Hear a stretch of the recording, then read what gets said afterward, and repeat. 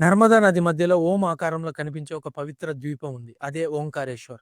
ఇది కేవలం ఒక ఆలయం కాదు. ఇది శివతత్వం, నర్మదా శక్తి, ఆధ్యాత్మిక నిశ్శబ్దం అన్నీ కలిపిన ఒక దివ్య స్థలం.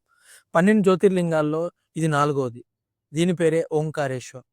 ఇక్కడ శివుడు కేవలం ఒక రూపంలో కనిపించడు. ఇక్కడ ఆయనను ఓ తత్వంతో, నది శక్తితో, ద్వీప పవిత్రతతో అనుభవిస్తారు. వీడియోలోకెళ్ళే ముందు ఇది మన 4గో జ్యోతిర్లింగానికి సంబంధించిన వీడియో. ఇదివరకే మనం 3 జ్యోతిర్లింగాలైన సోమనాథ్, శ్రీశైలం, మహాకాళేశ్వర్ గురించి డిస్కస్ చేసుకున్నాం. మీలో ఎవరైనా ఆ వీడియోలు చూడకుండా ఉన్నట్టయితే మన ఛానెల్‌ని సబ్స్క్రైబ్ చేసి దయచేసి ఆ వీడియోస్‌ని కూడా చూడండి. పురాణాల ప్రకారం దేవతలు మరియు దానవుల మధ్య ఒక భీకర యుద్ధం జరిగింది. దేవతలు బలహీనమై ఓడిపోయే స్థితికి చేరుకున్నారు. అప్పుడు వారు సహాయం కోసం నర్మదా తీరానికి వచ్చి పరమశివుని కఠినంగా ప్రార్థించారు. ఆ ప్రార్థనకు శివుడు కరుణించాడు. అక్కడ ఆయన ఓంకారేశ్వరుడుగా ప్రత్యక్షమయ్యాడు. ఈ కథలో ముఖ్యమైన విషయం ఏంటంటే శివుడు ఇక్కడ సాధారణంగా ప్రత్యక్షం కాలేదు. ఆయన జ్యోతిర్లింగ స్వరూపంగా వెలిశాడు. అంటే దేవతల ప్రార్థనకు సమాధానంగా ఇది శాశ్వతమైన పవిత్ర కేంద్రంగా మారింది.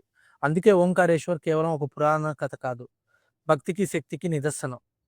ఇంకా ఈ స్థలం ప్రత్యేకత ఏమిటంటే నర్మదా నది మధ్యలో ఉన్న ఈ ద్వీపం పైనుంచి చూస్తే సరిగ్గా ఓం ఆకారం మనకు కనిపిస్తుంది. ఓం అంటే సృష్టి యొక్క మొదటి ధ్వని. ఓం అంటే ఆరంభం. ఓం అంటే శాంతి. ఓం అంటే బ్రహ్మాండం. అలాంటి పవిత్ర గుర్తు ఉన్న ద్వీపంలో శివుడు వెలిసి ఉండడం ఈ క్షేత్రాన్ని మరింత విశిష్టంగా మారుస్తుంది. భక్తులు ఓంకారేశ్వర్కు వచ్చినప్పుడు ముందుగా నర్మదా నదిని చూస్తారు. ఆ తర్వాత ద్వీపం వైపు సాగుతారు. నది మీద ఉన్న వంతెనను దాటి వెళ్లి ప్రయాణమే ఒక ధ్యాన ప్రయాణంలా అనిపిస్తుంది. నీటి ప్రవాహం, గాలి, గుంటలు, శబ్దం, జపం, నిశ్శబ్దం ఇవన్నీ కలిపి మనసును చాలా ప్రశాంతంగా చేస్తాయి. ఇక్కడ మరో ముఖ్యమైన విషయం ఉంది. భక్తులు సాధారణంగా ఓంకారేశ్వర్ దర్శనంతో పాటు మమలేశ్వర్ ఆలయాన్ని కూడా దర్శిస్తారు. ఓంకారేశ్వర్ ద్వీపంలో ఉంటే మమలేశ్వర్ నది ఒడ్డున ఉంటుంది. ఈ 2 ప్రదేశాల దర్శనాలు కలిసినప్పుడే యాత్ర పూర్తయిందనే భక్తులు భావిస్తారు. ఇవి 2 ఆలయాలు కాదు, ఒకే శివతత్వానికి చెందిన 2 పవిత్ర నిలయాలు. నర్మదా పరిక్రమ చేసే భక్తులకు ఓంకారేశ్వర్ చాలా విశిష్టమైన స్థలం. నర్మదా నదిని దాటి చుట్టూ పూర్తిగా పాదయాత్ర చేసే ఈ పరిక్రమలో ఈ క్షేత్రం ఒక ప్రధాన కేంద్రంగా నిలుస్తుంది.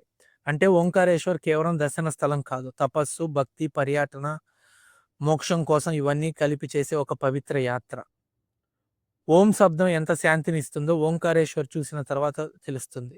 నది మధ్యలోని ఆ ద్వీపం, ఆ ద్వీపం మీద ఉండే ఆలయం, ఆలయంలోని శివతత్వం అన్నీ కలిపి ఒక సందేశాన్ని మనకిస్తాయి. దైవం దూరంగా లేడు. దైవం నీటి ప్రవాహంలా, శ్వాసలా, ఓం శబ్దంలా మన చుట్టూనే ఉంది. ఇది 12 జ్యోతిర్లింగాల సిరీస్లోని పార్ట్ 4 హరహర మహాదేవ. మొదటి జ్యోతిర్లింగమైన సోమనాథ్ గుజరాత్లో ఉంటుంది. రెండో జ్యోతిర్లింగమైన శ్రీశైలం ఆంధ్రప్రదేశ్లోని నంద్యాల జిల్లాలో ఉంటుంది. మూడో జ్యోతిర్లింగం మధ్యప్రదేశ్ ఉజ్జయిన్లో ఉంటుంది. 4గో జ్యోతిర్లింగమైన ఓంకారేశ్వర్ మధ్యప్రదేశ్లోని మాందటలో ఉంటుంది. మీలో ఎవరైనా ఈ 4 జ్యోతిర్లింగాల్లోని ఏదైనా జ్యోతిర్లింగాలను దర్శించుకున్నట్టయితే మన కామెంట్స్‌లో హరహర మహాదేవ అని రాసి మీ ఎక్స్‌పీరియన్స్‌ని తెలియజేయండి. అదేవిధంగా మన ఛానల్‌ని సబ్స్క్రైబ్, లైక్, షేర్ చేయండి. Thank you.